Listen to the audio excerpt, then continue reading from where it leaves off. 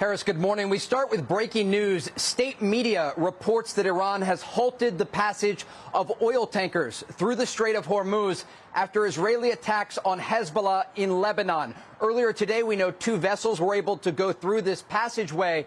But again, state media is reporting that the Iranians are choking off the strait. I just got off the phone with a senior Israeli official who was sounding the alarm about this action by the Iranians, saying only just a few hours into this ceasefire, the Iranians are already showing that they are trying to leverage their control over the strait and put pressure on global energy trade. And it also comes after reports overnight indicate that an Iranian attack hit Saudi Arabia's east-to-west oil pipeline, and there was significant damage that was currently being assessed. This is important because this pipeline is the only outlet for Saudi crude exports.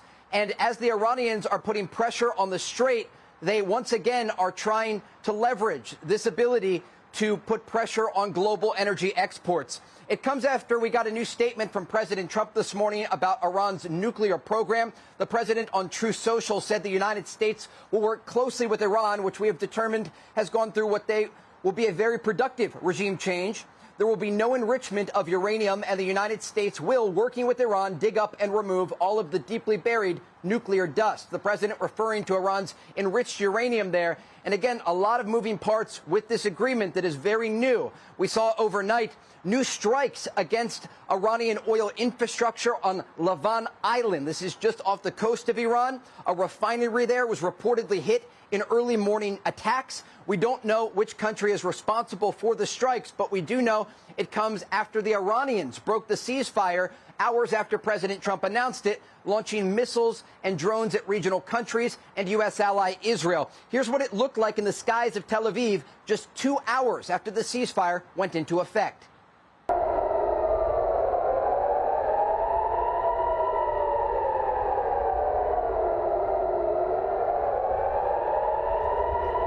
What you just saw there was an Iranian ballistic missile with a cluster warhead, those bomblets raining down on Israel's second largest city of Tel Aviv. This came after the ceasefire was announced by President Trump, and an indication that it will take time to get this agreement in place.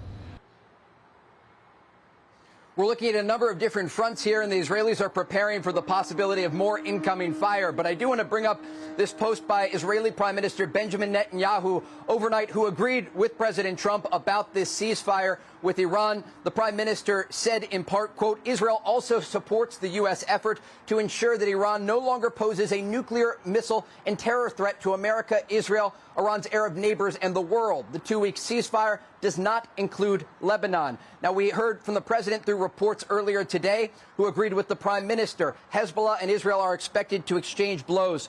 What you are looking at here is the Iranian capital of Tehran. Early this morning, pro-regime demonstrators took to the streets. They chanted death to America and death to Israel. They were chanting victory and burning American flags. It gives you a sense of the regime support that still exists in the Iranian capital. And when we go out here to this image of the Lebanese capital of Beirut, we may even have some live images for you here.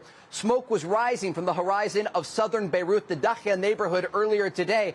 While the ceasefire is in place between Israel, the United States, and Iran, the Israelis launched what they are calling the largest round of strikes since their operation began. More than 100 different targets hit across Lebanon. There are first responders there on the scene. These are live images from the Lebanese capital of Beirut. Remember, this is the Dakhia neighborhood of southern Beirut, a Hezbollah stronghold. Officials there in Beirut say dozens of people were wounded, many killed in these strikes that took place. And the Iranians, once again, through state media, are threatening direct retaliation against Israel for this strike against their largest proxy in the region. Harris? Oh, boy, I got to tell you, this is the least ceasefire-like ceasefire I think that anybody might have anticipated. Iran certainly doesn't see it that way, obviously. Look, you had some breaking news, and I want to push in on it. Was it overnight, you said, that Saudi Arabia's east-west oil pipeline, very critical movement of oil there, was hit by Iran? Was that before or after the ceasefire?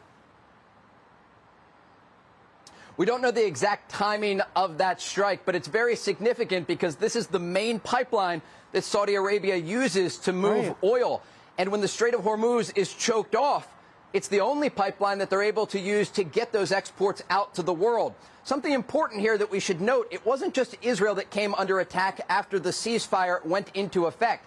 This morning, there were dozens of drones launched at Kuwait from Iranian territory. The United Arab Emirates also came under an Iranian missile attack. There were reports of missiles toward Bahrain and Qatar. So as this is taking place, the Iranians don't appear very serious about this ceasefire agreement.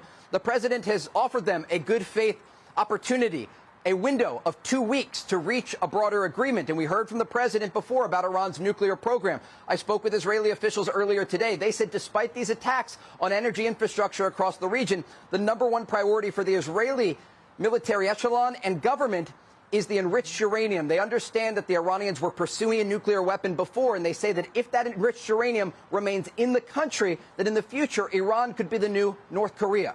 Harris? Wow.